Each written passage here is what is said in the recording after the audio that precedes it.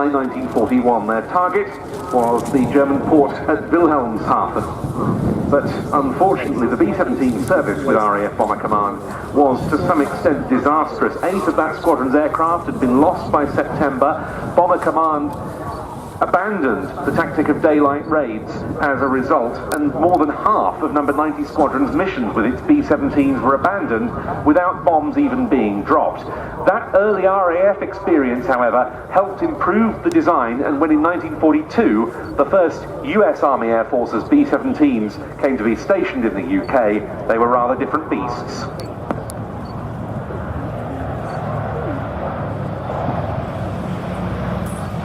In any case, hence the name Flying Fortress.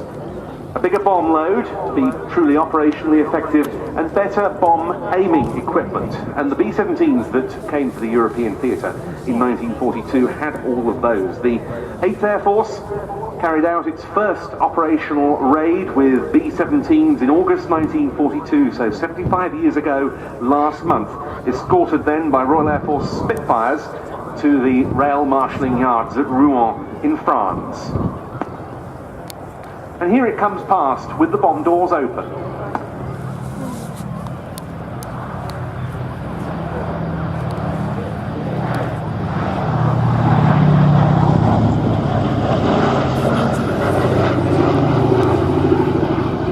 You can see it's quite a small bomb bay in comparison with, say, the Avro Lancaster, or indeed the B-24 Liberator, the other main US heavy bomber of the world. A typical bomb load for one of these aircraft would be somewhere between 4,500 and 8,000 pounds, however.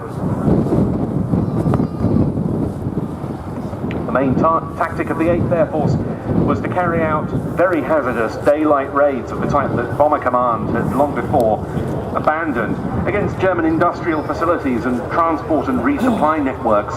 But initially the problem was that there was no escort fighter able to accompany them all the way to those targets, defend the bombers against enemy fighters, and accompany them back.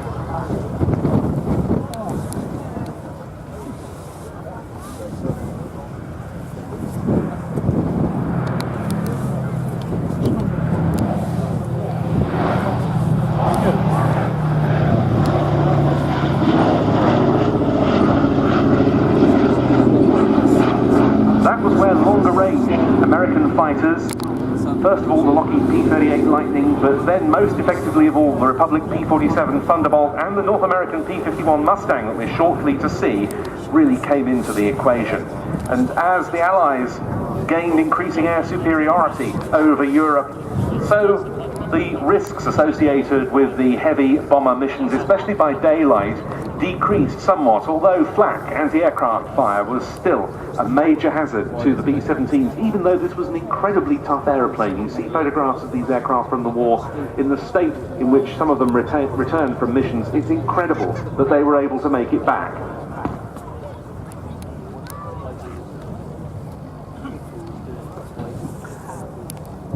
And it's because of the heroism of the Army Air Force's bomber crews that B-17 Sally B is preserved as a flying memorial, in particular to them, to this day. It's privately owned and operated by B-17 Preservation. It may be based at the Imperial War Museum's airfield at Duxford in Cambridgeshire. It's not owned by them. It receives nothing in the way of official funding or support.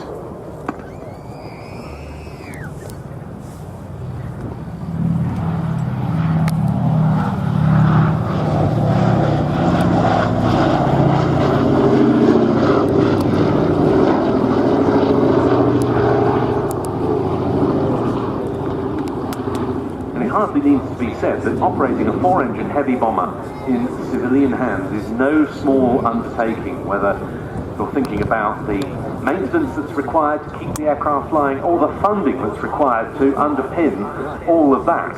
And it all comes from, obviously, to some extent, display appearances and bits of sponsorship, but in the main, from memberships of the Sally B Supporters Club, the organisation with thousands of members all over the world, all of whose proceeds go towards keeping the B-17 in flying condition, and indeed from donations and other such contributions. And all of this has been overseen for a very long time by the aircraft operator, the indefatigable Elie Salingbo, who has fought against the odds to keep the aircraft going. Sometimes it's been laid low by technical problems, but they've always found a way to bounce back, and well they might, because it is one of the most important historic aircraft on the European circuit.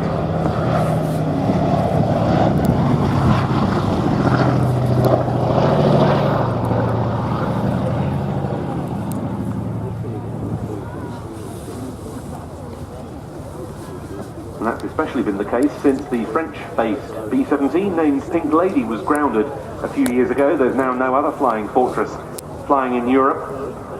And its role as a flying memorial, especially when every year it undertakes its own memorial flypast over the American military cemetery at Madingley in Cambridgeshire, is all the more important when we consider how, with the inevitable passage of time, the numbers of veterans of the 8th Air Force, the strategic bomber offensive in general, and of the Second World War as a whole, have been dwindling.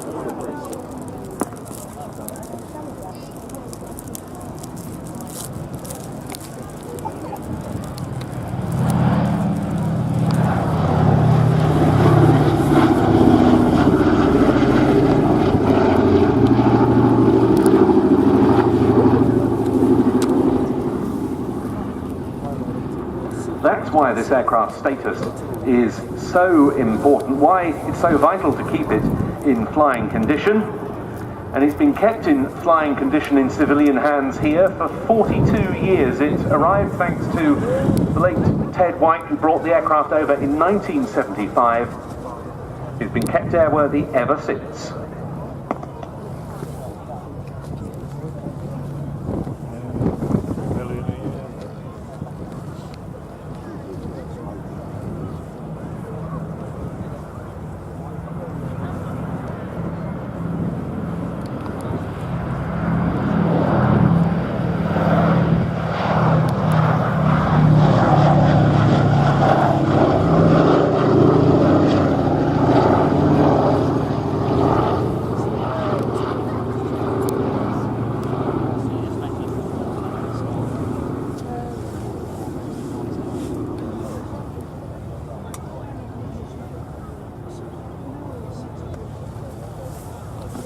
Every display by the B-17 concludes with a flypast with smoke being generated from two of the engines to simulate the conditions in which B-17s returned from sorties on so many occasions to their bases, mainly in East Anglia, having been badly shot up either by flak or fighters. With this, we remember not just the men of the US 8th and 9th Army Air Forces stationed at those East Anglian airfields during World War II, but also we salute the efforts of the more than 6,500 members of the Sally B Supporters Club.